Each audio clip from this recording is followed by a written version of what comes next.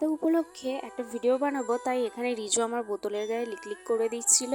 আর আমি স্বাধীনতার যে শাড়িগুলো হয় সেটা কিনতে পারিনি, কি পরবো খুঁজেই পাচ্ছিলাম না। অনেক ভেবেচিন্তে এই কমলা কালারের শাড়িটা দেখতে পেয়েছি, তো এটাই পরে নিয়েছি। এটা হলো আমার মায়ের শাড়ি। সো হ্যালো এভরিওয়ান, কেমন আছো সবাই? আমি তাসলিমা তোমাদের মাঝে নিয়ে চলে এসেছি ছোট্ট একটা মিনি ব্লগ। আর এবার করে নেবো হালকা করে মেকআপ, যেহেতু স্বাধীনতার ভিডিও বানাবো বেশি মেকআপ করব না। কিন্তু রিমি বলছিল ওই আজ আমার মেকআপ করিয়ে দেবে। ও মুখে আমার ফার্স্টে ফাউন্ডেশন অ্যাপ্লাই করে দিল, আর তারপর ওকে এত বারণ করছি যে মেকআপ বেশি করাস না, কিন্তু ও তো শুনছেই না।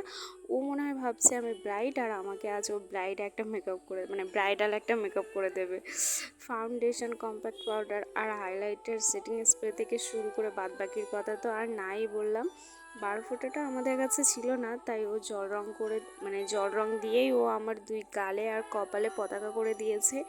আর এবার আমি আসি মেন পার্টে। দেখো, প্রথমত আমাদের ঘরটা ভাঙা, আর লাইটও নেই, আর তার উপরে ক্যামেরা করে দেবে তেমন মানুষও নেই। এরা তো সবাই ছোট ছোট মানুষ, এদের কি অত ধৈর্য আছে? একটা ভিডিও করতে গেলে যে কতবার শট নিতে হয় তার কোনো ঠিক নেই।